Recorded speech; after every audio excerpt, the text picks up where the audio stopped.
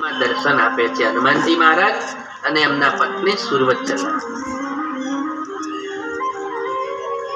હનુમાનજી મહારાજને બીજા 5 ભાઈઓ હતા. હનુમાનજી મહારાજ સિવાય એને 5 ભાઈઓ હતા. એમાં એક ભાઈનું નામ હતું ગતિમાન. બધાના નામ પાછળ માન જ હતું. બધાના નામ પાછળ કર્તુમાન ને ગતિમાન ને આવા બધા નામ હતા એ 5 ભાઈઓના. દ્યુતિમાન ને એમાં એવું કહેવાય છે કે આ ગતિમાન જે ભાઈ હતા ને એ બહુ મહાન હતા. અંજનાજીના જ પુત્ર હતા. હનુમાનજી મહારાજના સગા ભાઈ હતા.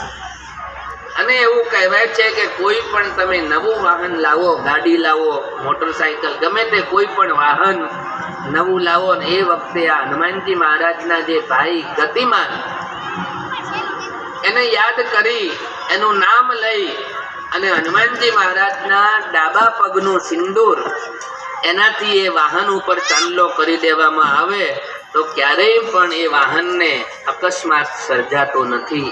આવું શાસ્ત્રમાં કહ્યું છે. એ હનુમાનજી મહારાજનો પ્રતાપ છે.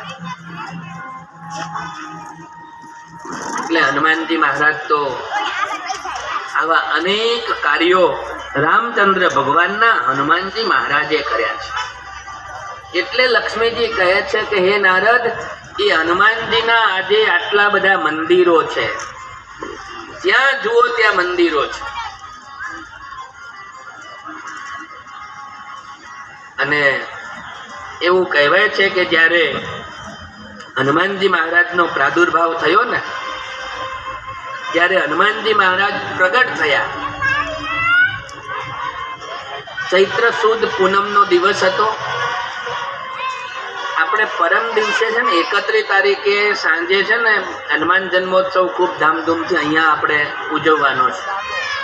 એટલે હું ખાલી ટૂંકમાં એક વાત કરી લઉં, પછી આપણે જન્મની કથા પણ વિસ્તારથી કરીશું.